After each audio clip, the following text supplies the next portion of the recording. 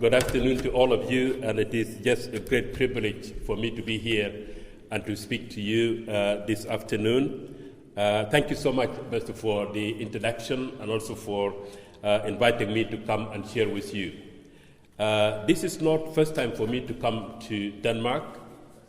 I came before. This is third time right now, but this time is very special because God has given me this privilege to be able to speak to you. So my wife and I, we have three boys who are competing to be taller than me. So I have given up already. So our eldest son is 20 years old, and he's 2 meters and above, and he's in the U.S. right now. The second one is nearly 2 meters, and the other one is also nearly 2 meters. So my wife and I, we gave up already competing with them. This afternoon, we will be talking about this topic that you see here. And one of the things I want us to do, even though I have slides, because I was told that there will be people who will be translating. That's why I have put some slides here. But I really want to talk to you from the heart. And don't worry about the slides, okay? I just put them so that, when we speak, maybe they see the notes and they can also help people who need help. Now, givers and receivers is a term that we need to think about a little bit. I just want to say now that in the world, there are so many people on the move. If you check the United Nations statistics, there are so many people on the move right now, millions of people in the world. The majority of them are displaced in their own countries. The majority of them are displaced in their own countries. The minority manage to move from their own countries to other countries, to the neighboring countries. For example, in South Sudan and in Sudan, there is over 1 million refugees in Uganda. Over 1 million in Uganda. And Uganda is not a very rich country, but they have been able to host all this number of people. Now, the majority are there in their own countries, and also in neighboring countries, and the minority go to other parts of the world, and that's why this morning is beautiful that we are here, all of us together. And we have seen for the last few years that people coming to us, to this part of the world, and to other parts of the world. I have lived in Egypt myself, and Egypt is a very overpopulated country in Africa. But they have also so many people from other nations, and they are able to welcome them.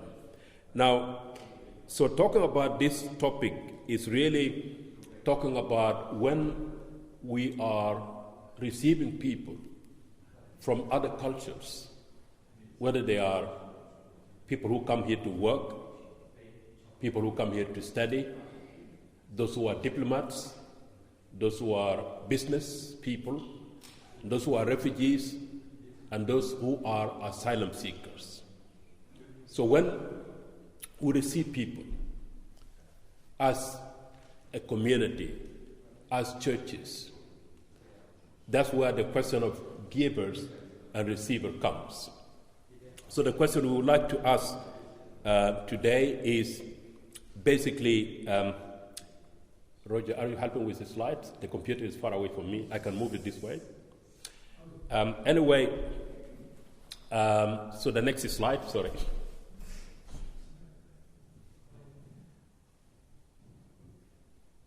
Will you be helping me? Okay.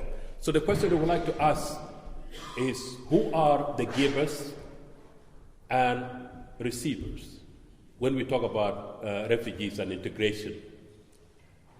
And do we as churches only provide and give, or also we know that people who come from other places, other cultures, can also give and receive. And this concept actually is important because we would like to look now into 3 areas this afternoon.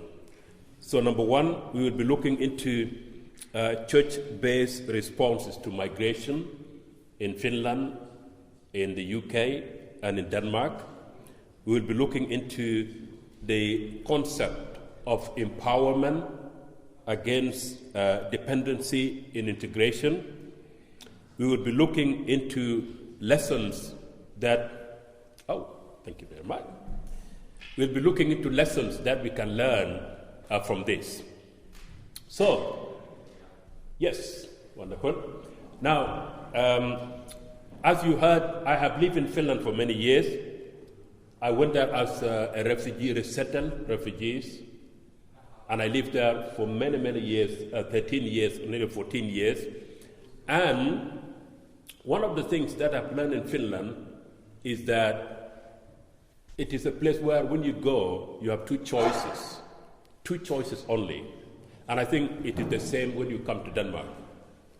Choice number 1 is to be humble enough and try to learn from ABC, especially when you come with your children and you are educated somewhere else, you think you know everything, and then you come to learn a very difficult language. So the choice number 1 is to be humble enough to say, you know what, this is a new country, this is a new place. I have to be humble enough and learn with my children the ABC. Or to say, no, I'm very well educated, I cannot do this, this is not for me. And then you resist learning to live in the new place. So whatever you do affect how you think about integration into the new society. So when we think about these countries, I just want to mention a few things that will help us to understand the concept of integrating those who come to us as refugees. So one of the other things we need to remember is that when we talk about integration, we are talking about a 2-way process. So as a church, we are expected to be open, to be welcoming. Anybody who comes to our doors, welcome. And then the next question is, how can we help you? Some of them would be Christians, for example, who are looking for fellowship. Some people would be people who want to know what we believe. Other people would be people who want to be our friends. So whatever the need is, we are the people to respond.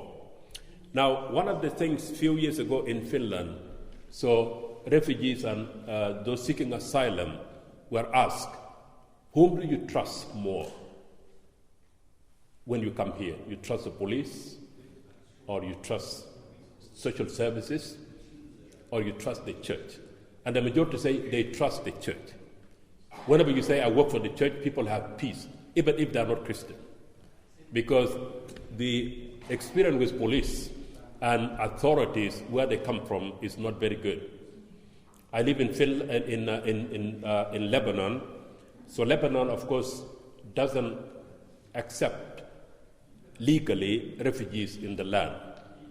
So when people have even refugee status, they have fear when they go out from their families, whether they will come back or not, because you can be arrested, even if you are considered to be a refugee.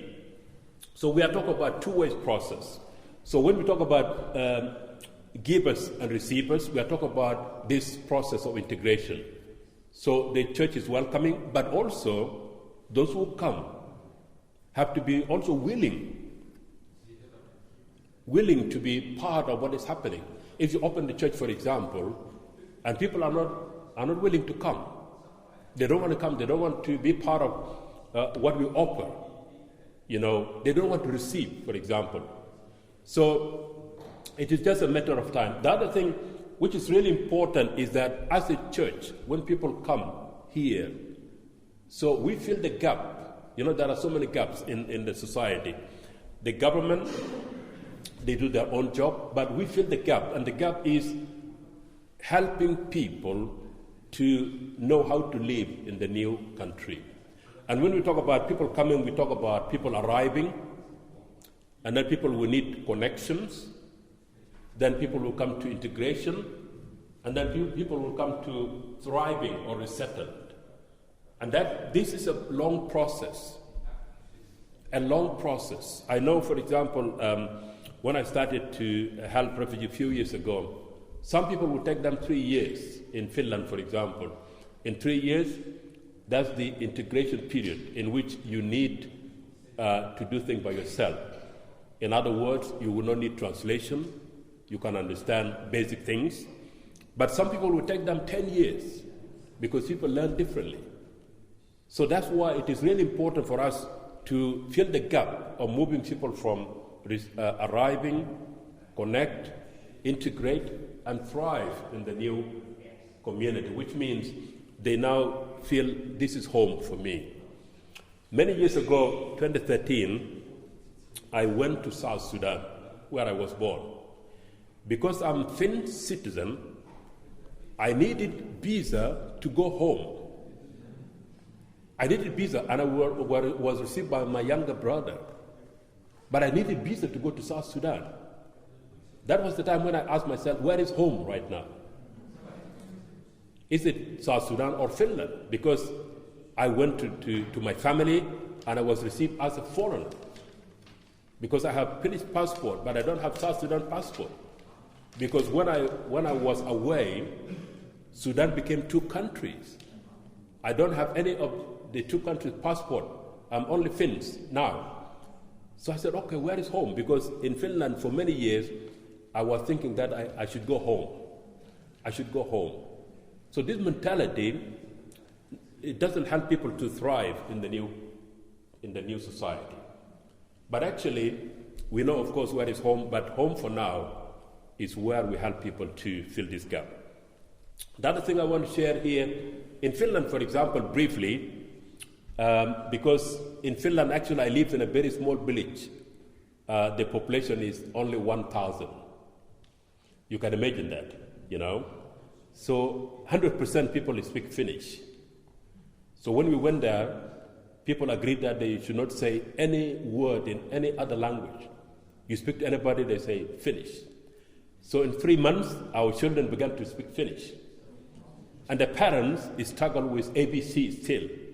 And they did not even start the course officially. So in Finland, we have the system is actually, as you know, the church in Finland is not a state church anymore. And Evangelical Lutheran Church is the biggest church in Finland. But they have very close relationship with the government. Okay? So that helped in integrating. So, for example, the church is rooted in the society, even if people they are not part of the church anymore, but you can see it is rooted, it is respected. So the church works closely with the state, the government. The other thing, when we come to integration, the church in Finland does the practical part of integration. For example, practical support, social, according to the needs. So one time we received a group of resettled refugees in one of the towns in Finland. Because they were not Christian, all of them, we were told that the church should not be part of welcoming them. The church should stay away because we don't want problems. So one of the ladies who was the head of the social services, or let's say refugee services, she told me, Samuel, can I just tell you, we work from 8 to 4. 8 a.m., 8 in the morning, to 4 afternoon. And then she said, whatever you do before 8 a.m., and whatever you do after 4 a.m., we cannot control it. We're just saying that you don't interfere when we officially help these people, because we don't want, people to feel like, the government is not independent from the church. And that was a wisdom. So basically, because I speak few other languages, people will come always to help. They ask me, where is the mosque here? I would say, oh, it's that way. Okay, I need a Bible. Oh, I can find a Bible in your language. That's what I was doing. I was a cultural interpreter, helping people whatever they want. I help them. So you can see this. So practical part of the integration is what we do. So we consider human beings before they are asylum seekers. That's why it is different when you say asylum seekers or people seeking asylum. So people seeking asylum, we see them first as human beings, and actually integration and also immigration in general, migration in general, is a very complex thing in every country, because there is political aspect, there is a legal aspect, but there is also the kingdom aspect of it. And this is where we come in. So we see people as people sent to us by God, and our role, whatever happened to them, is to help them.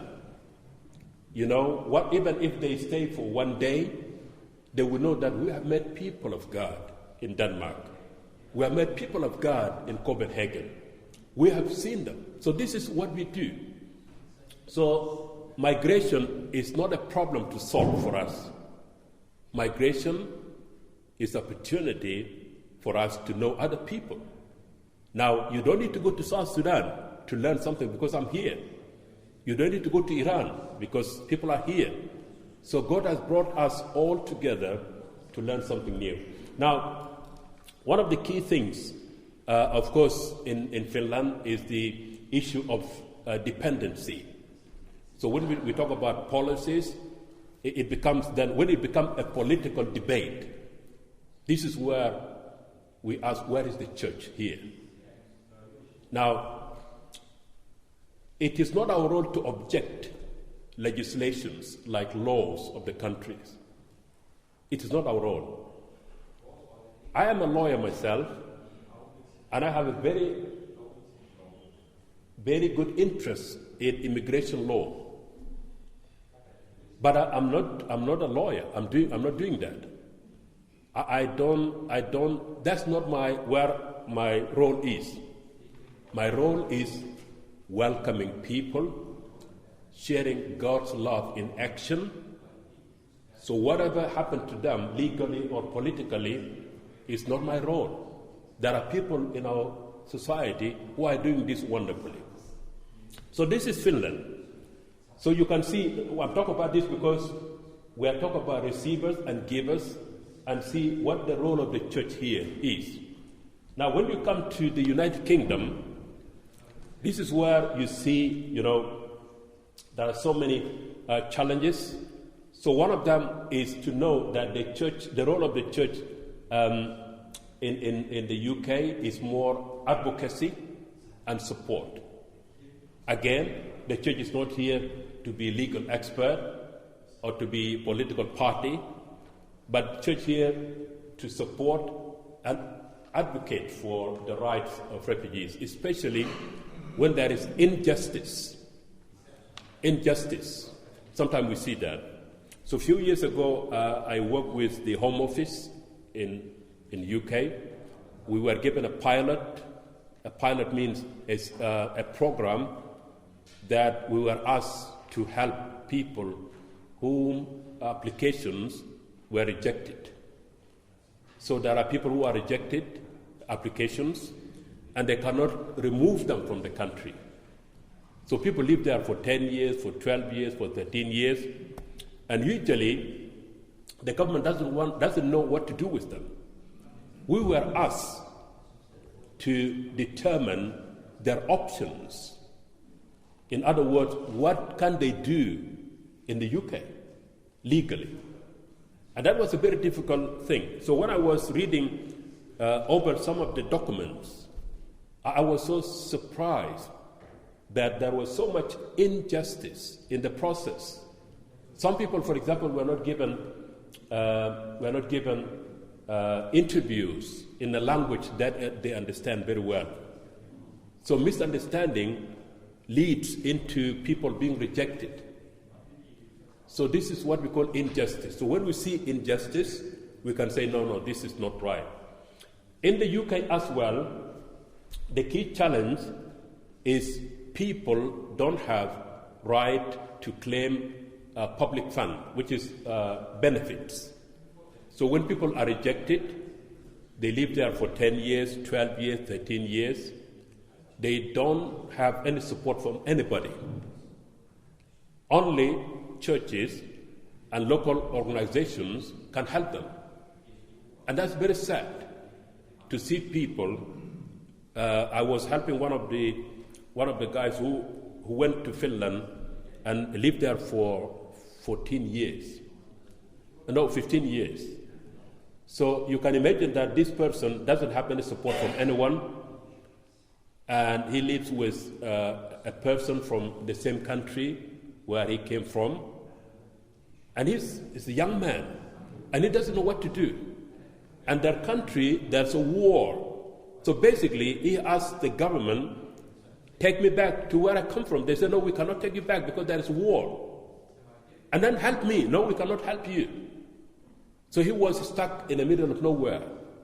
And that was very sad indeed, Of course, legally, if something changed, for example, you can have that. And that's what we're doing, for example, giving them options. What is your options? All right? Because sometimes people don't know. Now, in the UK, if you live for 20 years, you can apply for long stay, leave to remain, or residency. But the problem is that you have to prove every year that you live there. You have to prove every year should have a document saying that you were there on that year. So when I was helping one of the guys, there were 12 years missing, no document. 12 years. Because when people live in this kind of middle of nowhere, they don't collect documents. They don't have documents. They don't know even how to put documents. They're not registered with GP or with dentists. Basically, people don't know. So when you are asked after 20 years, you have to prove that you have been here for 12 years. It is difficult.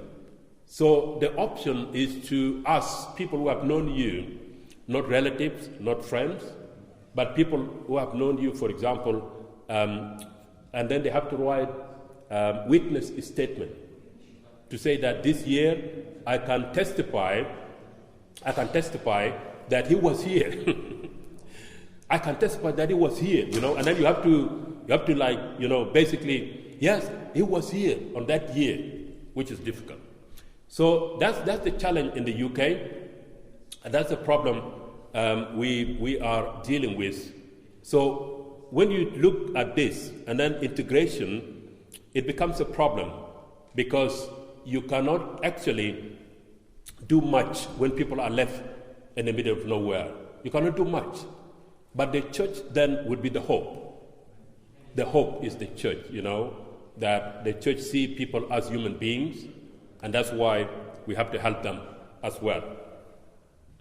Now, I don't know much about Denmark, and I will hear this, of course, later on, because it is different. As I said, migration has political, legal, and human part of it. So we, as a church, we are on the human part of it. But the political part of it is a debate everywhere, It's a debate everywhere. And people always debate this, But based on what I can learn, and we will have a chance to do this, I understood that the church has a very good relationship with the government, is right? And the church role here is basically to help, almost like in Finland, So the church here is a welcoming. The church is open for people to join in, and That makes it like almost what is happening. But I know it is a different political debate in Finland. It is a different political debate in the UK, and it is also in Denmark as well. Okay? So politics, the political part of it is a challenge everywhere, and we'll hear more, of course, respond about this in Finland. Now, what does it mean? So when we talk about this, we are now talking about, churches and what churches do in Finland, for example, and in the UK, and also maybe here. So one of the things, when people are not supported by the government anymore, so what happens is that they become homeless. Homeless. So they cannot be given house. So basically, housing become a need. And also when people are granted leave to remain or residency, in the UK they give them 28 days to find a home, to find where they live. If they don't find accommodation for 28 days, they become homeless. And also, they have to find a job. So the church here help in housing those who are threatened to be homeless, and also helping people with training, which means the language and the culture, and also how to find a job if they can do a work, for example. And then we have language classes, and I think it is. I was there last time when I came, and Thomas can testify that I was impressed by the fact that people were learning the language there. We had to eat international food. So I think it is the same also in the UK and in Finland. Church also help people with learning languages, and sometimes it's called language cafe, which make it different from the official government program, which means people will come, they have a coffee and tea, and also talking in the language to learn it. And that's the best way to learn the language, by the way, because you talk to real people, and that's one of the things. Now, of course, the church also has a role to help with emotional support, spiritual support, especially when people are on the move. There is something called trauma. And trauma is something very difficult. Now, trauma could be anything. Could be leaving home, could be having difficult journey, could be also something happened to somebody on the way. And this trauma, sometimes people think that because I'm happy today, it has gone. No, it doesn't go. Actually, something will trick it one day, and then you become a different person. So that's why, as a church, besides the spiritual support we give to people who need it, there's also emotional support. There's also issues of mental health. And of course, in so many societies, people don't talk about mental health, because it is really bad. When you say to somebody you have mental health, so that equal to telling somebody you are crazy or you're mad. So even in other languages, you don't translate it exactly the same, because people really feel like you are telling me that I'm crazy, which is not true. But people don't know that mental health is something everybody goes through it. Everybody is stressed, whether you like it or not. Sometimes we are depressed, whether we like it or not. So when I went to Finland, we feel like there is something, we have over the country or over the society that depressed people, So during the winter, everybody's depressed. I don't know why. Everybody's just like, people don't feel well.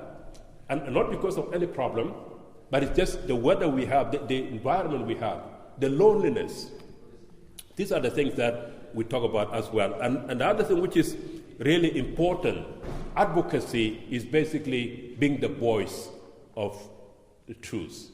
When something is wrong, we have to say it is wrong. When people are mistreated, we have to say, that's not right.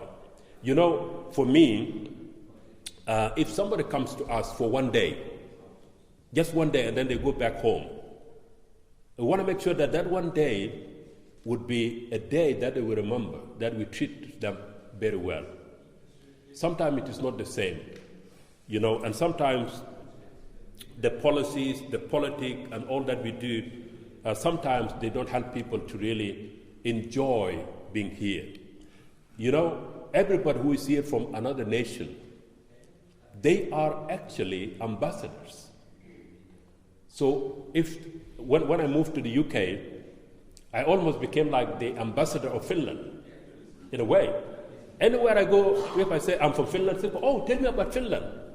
So I went to vote at the Finnish embassy, and I said there, you know, guys, I think I should be the ambassador, you know, or assistant ambassador, because I'm talking about Finland more than anybody else here in this country, wherever I go. Because people would suspect first that, you know, oh, you are from Africa, from Sudan. I said, yes, but I'm a Finnish citizen. I'm from Finland. He said, oh, what? You know, so anybody who comes here, if I have to go to South Sudan and they ask me about Denmark or about Finland, it might take only one person to tell it all, what kind of people we are, what kind of churches we are. And that's very important for us, you know. So we have what we call good witness. Good witness means if you meet anybody, anywhere, you have to represent God's presence in your life. So whatever you say, whatever you do, how you treat other people, will tell them about who you are and what you believe. And this is really important for us. So we represent God's presence in our country. Now, one of the things we do in a question of integration, so a few years ago, at the beginning, most of the churches in the UK and in Finland as well, and other countries, so people start as a charity work, you know, like any other charity, secular charity. Now, the integration happens when we move from charity to empowerment.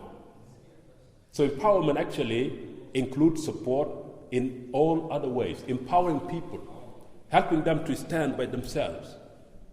So as a church, we don't only do charity work. No, we really want to empower people. I know people, for example, in Finland, who said that they learn the language from the church.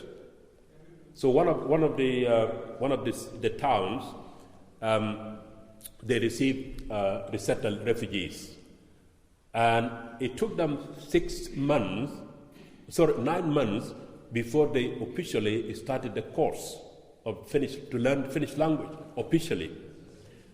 But after 9 months, when they started, many of them began to speak Finnish. And the teacher asked them, where did you learn Finnish? They said, we learned it from the church. And that was a good witness. We have learned it from the church. So it is not just a charity, but we actually, empower people. And empowering people means helping them to understand how to live here, but also encouraging them that they are not only receiving, but they have also something to give. I have met so many people from other parts of the world who, for example, they come to this part of the world as church leaders. They serve the Lord for many years where they come from. But when they come here, unfortunately, they are told that you are not qualified to serve the Lord here, officially, according to the structure we have. I think in Finland also here as well. So you have to have certain qualifications so that you become, you can serve the Lord or full time. I met one of the pastors. He served the Lord in a camp for many, many years, 25 years. God helped him to plant tens of churches in Rwanda. And when he went to Finland, because he didn't know the language, and he didn't speak English. He spoke only Swahili, Kinyarwanda, and French. So he was told that, I think it is really difficult for you to share here because the language. And he became depressed. And he said, this is the enemy, want to kill me spiritually because I have served the Lord, but now in this congregation, I'm not able to share. One day, I used to work for the Bible Society in Finland. So I went to a conference, and I met a young man who grew up in Tanzania. He's a Finn, but he was born there. He grew until he went to secondary school, then he went back to Finland. I met him, and he asked me, do you speak Swahili? I said, no, I don't speak Swahili. I speak few words of Swahili, yes. And then he said, oh, well, actually, I'm from Tanzania. I was born there. I had to come to Finland when, I had to go to secondary school. And I said, are you happy to help? He said, yes. I said, okay. I know a friend who is really one of the most gifted men of God I've never known. But the language, it's a problem for him to share. Would you be able to translate, to interpret to him? And he said, yes, that's what I've been doing. I said, well, I connect them. And then I talked to the pastor of the church. I said, you know what? This guy, I think we need to hear him. And he said, how? I said, I know somebody who will help. So when that guy came and translated him preaching, first time ever, everybody in the congregation agreed that he's a gifted man of God, and we should help him. We should empower him. So empowerment means helping people to have confidence to learn. And the opposite of that is to say, all right, you know what, I think, you'll barely make it here. You are not qualified to be here. And that's why in Helsinki, there were about 18 international congregations. I came to contact with some of the leaders, and I realized that they actually tried to join local congregations. But they realized that they were not qualified to continue to do what they have been doing all the years. As a result, they said, okay, I will now start a congregation. Now, empowerment means realizing, the needs of the people who come here and helping them to be able to live this new life as well. So that's why we have to be really, we have to be really here working hard as the church to help people so that they don't only receive, like this pastor. He was receiving for many years. He was sitting there, sometimes his children learned the language very quickly and then they were able to help him. But this time, he gave. And that day, I was there. That day was like really somebody preaching with authority, who have a wonderful knowledge of the Bible, of the Word of God. And it became a blessing to the congregation. And the congregation agreed that we should help him. We should really help him. We don't allow him to die among us. After all these years that he has served the Lord, now he has come among us. Instead of discouraging him, we have to encourage him so that he has something in his heart and he has to share it with us. Up to this day, as I talk now, he's one of the best people you can talk to. Of course, he has learned the language and he's able to share freely today. Now, the other thing I want to mention here is also when we talk about integration, when we talk about welcoming people, when we talk about who are we as a church, we are just expressing what the Bible says. So this is our mission. Now, I had a chance to learn to study African church history. And I was so surprised the difficult job the first missionaries who went to Africa, they did a very difficult job. First of all, they didn't know the language, the culture, but they have given us an example of what we are talking about today. So first, when they went there, they were receiving. They were learning. Now, they learned the languages. They translated the Bible to local languages. They translate hymnals, hymn books to local languages. They established congregations.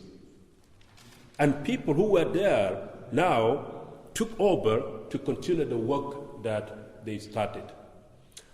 As a result, if you go to many of African nations today, most of the church institutions are named after missionaries who gave their life for that mission.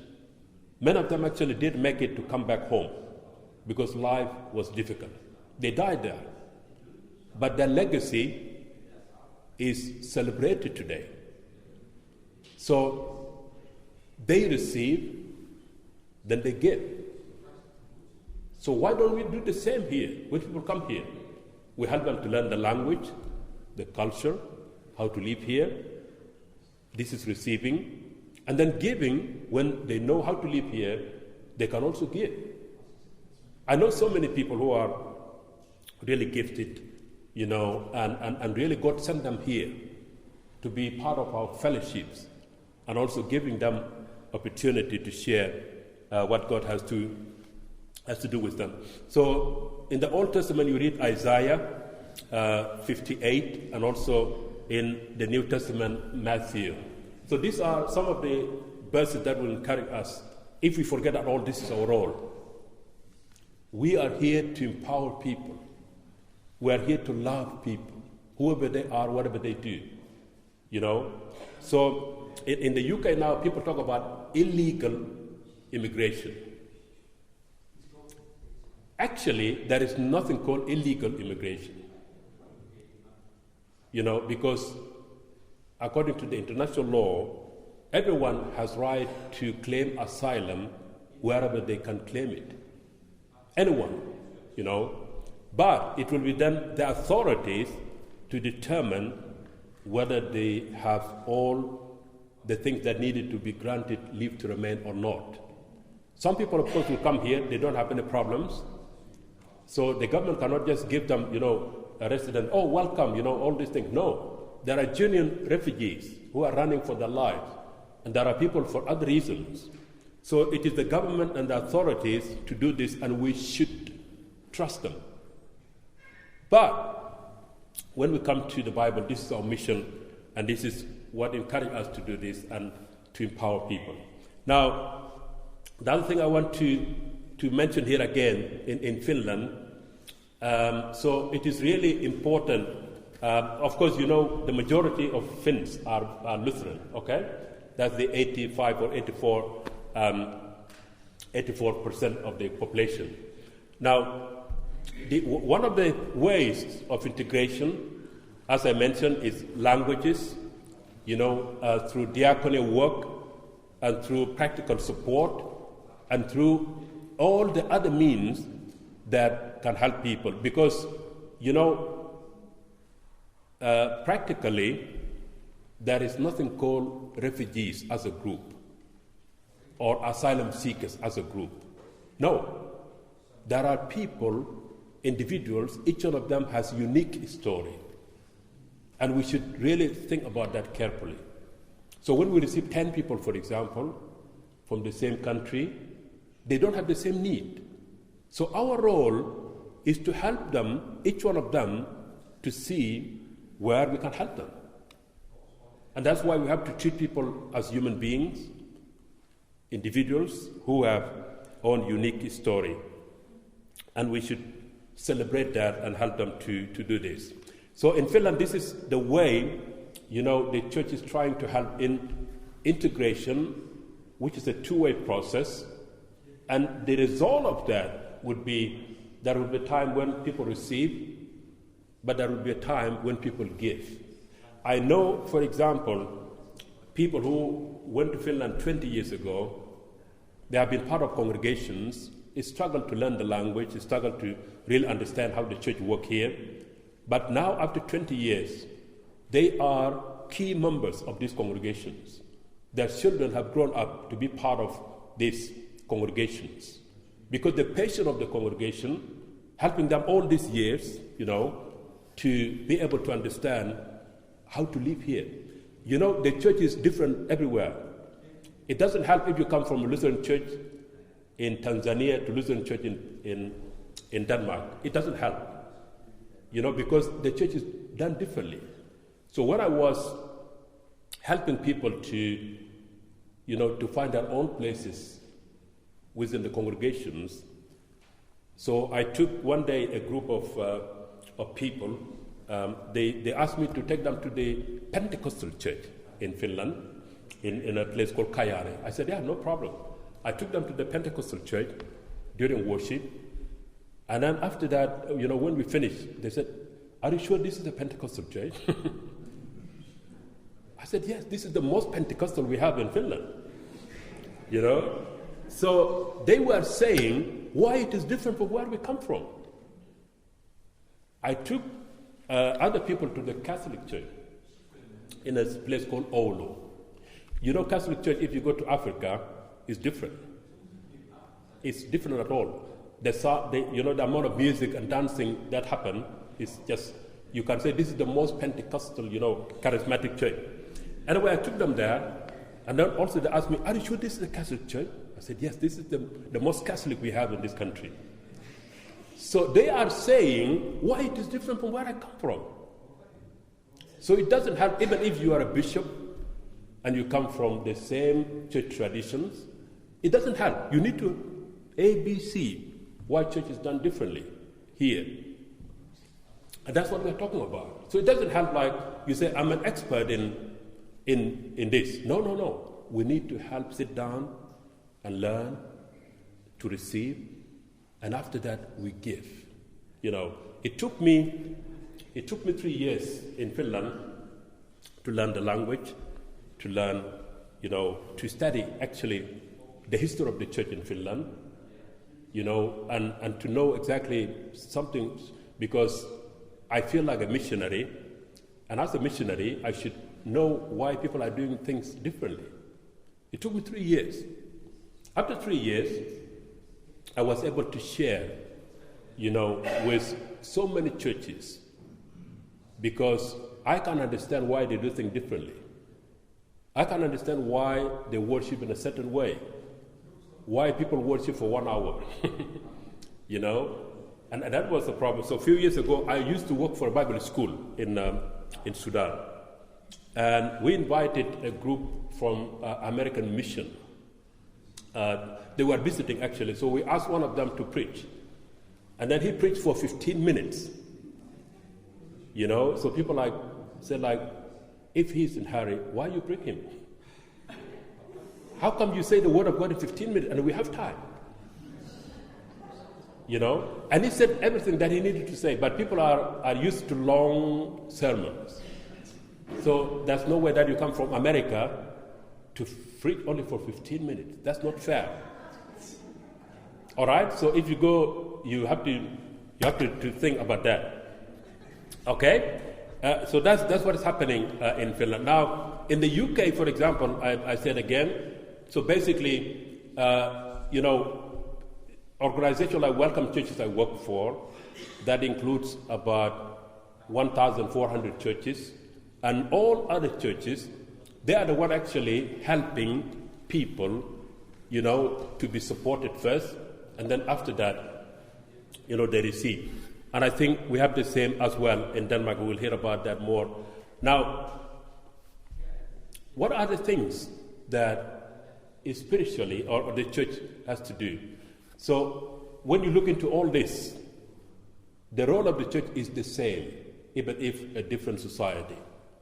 Empowering people, helping people, supporting people, loving people, sharing God's love in action with people who come to us.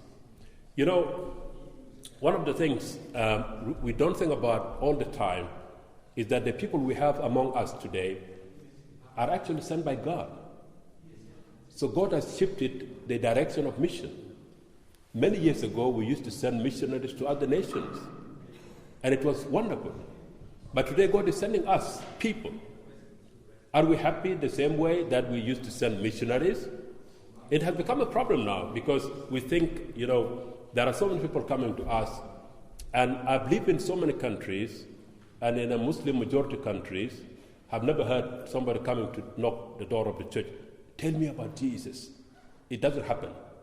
It is a miracle that it happened here. It's a miracle. So last week I met a young man. He is not a refugee. He's not an asylum seeker. He's just a person who went there as a student, and it was his own choice, because he had been thinking about it, that he wanted to understand what we believe. One of his friends helped him to understand. So when he was talking, he said, I'm really sad because when people want to know about Jesus, we accuse them of doing that because of so that they can use it for immigration applications. And he said, this is really sad indeed. Because he said, I know people who are not for that. I know people, even after they were refused, they are still Christian today. So we should not assume, we should not talk about people as a group. Each one of them has a unique story. Now, one of the other things we need to, what are the lessons that we can learn today? I tried to put them here, for churches, for refugees, and also for, I have added actually here, foreign, so the sun is moving, right? People on the move, the sun is on the move and it's breaking down. All right, so what are the lessons that we can learn today? Some of the lessons we can learn in order to be able to help people in the way that God wants us to be. Number one, I think we need to understand that we have a mission to do. And this mission is a mission that needed all of us to be involved in. And that's why it is important. So for churches, church leaders, it is good that we have to realize we have people from different cultures today. So in places like the UK, it has been multicultural for many years. Many years, many centuries maybe. In Finland, for example, it is something new, So I have been to one of the villages in Finland. In one of the very small schools, there were only 21 children. Only 21 children in a very small village school.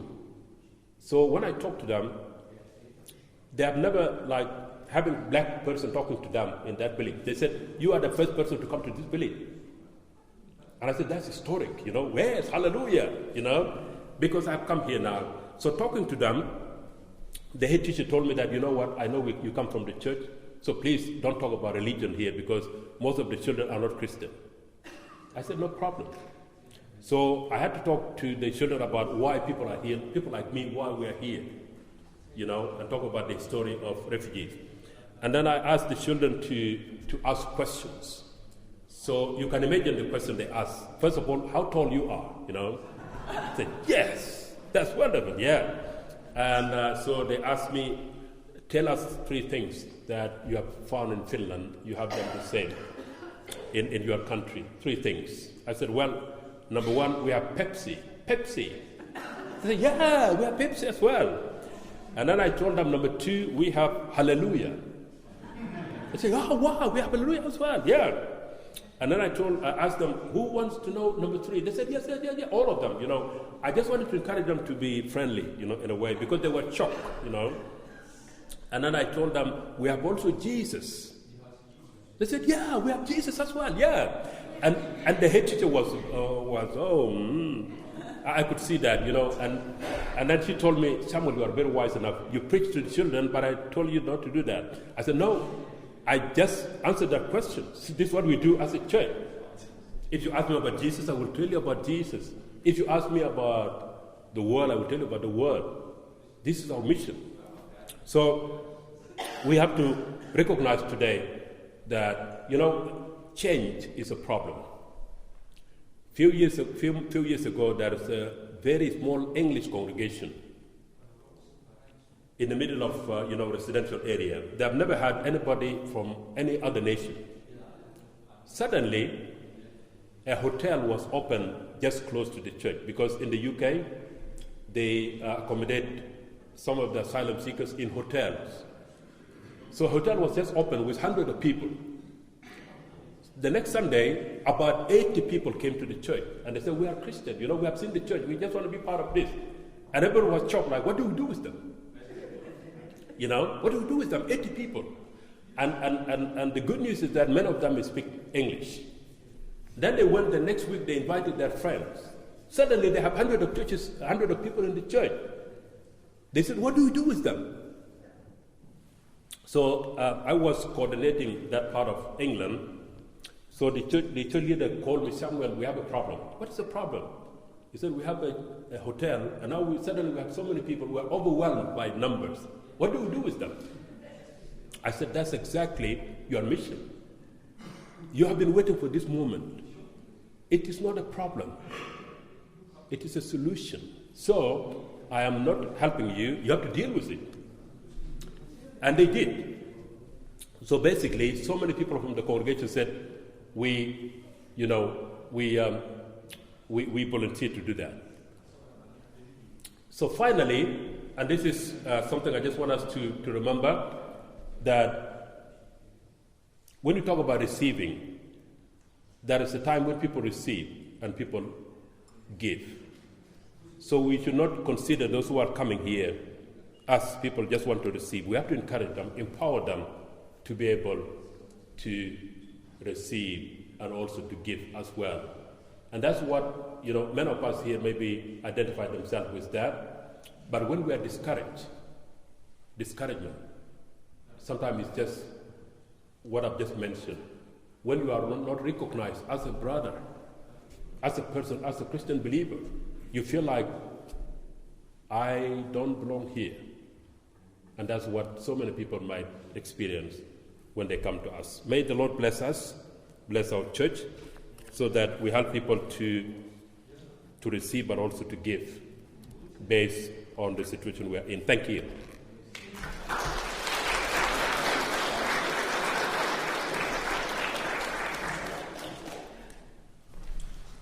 Well, thank you, Samuel, so much for coming here and sharing with us. And I think your message resonates in us.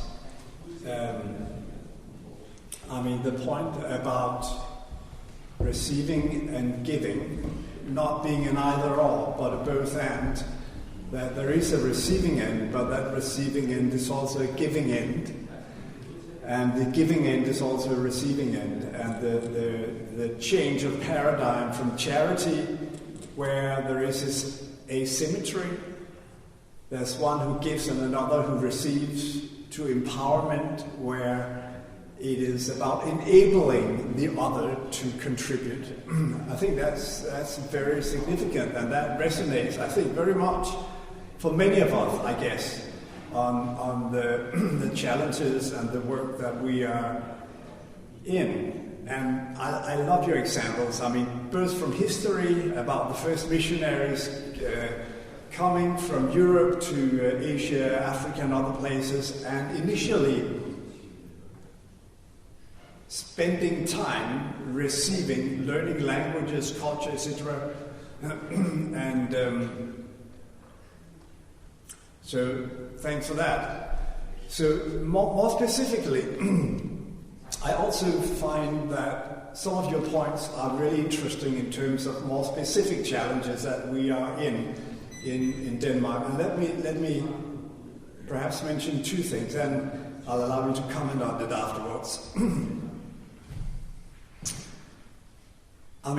First of all, it's we could do with somebody like you in Denmark, somebody who's a lawyer, but who's also, theologically trained and can do pastoral work among refugees. We have Thomas, he knows a lot about refugee law, But anyway, let me say that you mentioned a group of people which I think has been important in the work of perhaps some of us who are here gathered today, and that is the people who are rejected asylum seekers and who cannot be sent home. So they're in a situation where the Danish or Finnish or British authorities cannot forcibly send them home, but also they will not give them residence. And as I understood, part of the work you've been involved with in the UK is about caring for this group of people. Now, I would like to ask this question, and this is a question also for you as a pastor and as a lawyer. In this process, in this care, do you get involved in the legal issue, in reopening issues, and do you see it as your job to keep up hope for their case, or do you see it as part of your job to say, be realistic, you're not going to get a residence here, find another option? So how do you handle that kind of problem? So that is the one question. The other question has to do with, the broader history. You mentioned that, and I think that's entirely true, that there is this reversal of the direction of mission. That, 100, 200 years ago it was from Europe to Asia and Africa. Now it's going the other way. And I see that happening. I also see how we in Europe and Denmark are being blessed by people coming to us from Africa, Asia, and other places.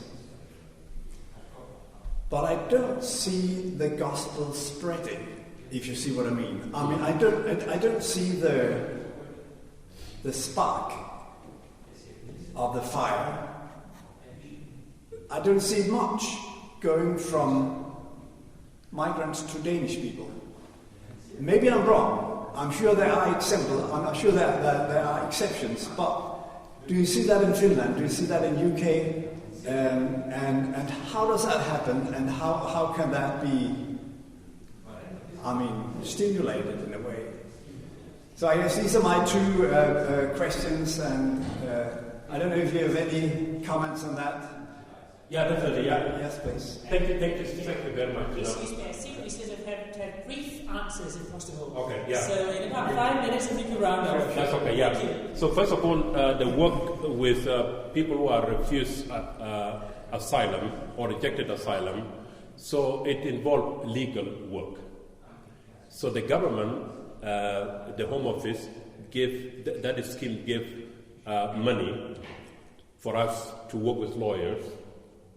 First of all, to review their cases, because that was actually a result of the church advocates for that. There was so much injustice. Some of the process were not done properly. Does Home Office give you, the church organization, money? That's right, yeah, that's right. Wow. Yeah, so it's a church, the organization I work for is King Sam Project. We're still working today. So the Home Office said we have a pilot for 2 years. And we will give you thousands of people we pay money for lawyers, and it is you to determine, this already will give them options, like what to do. So we work with immigration lawyers, and they open all these cases, and they send us all these thousands of documents, and the lawyer will go through them, and sometimes they find that the process was not done properly. They write accommodations. Some of the cases were reopened again. And of course, one of the options is if something changed in their life, for example, their relationship, with a British, person for 2 years, or if they live there for 18 years or 20 years or so long stay. So the lawyer will look, yes, we were given permission to do that, only for 2 years, and we did thousands of them, which is really good. The question about the gospel, I think it takes time. I have seen that in the UK. But it takes time in places like like in Finland or Denmark, simply because the church also here is part of the establishment. It's true. So, so it is maybe individually it happens, but as a church, as a structure, so it will take time as well.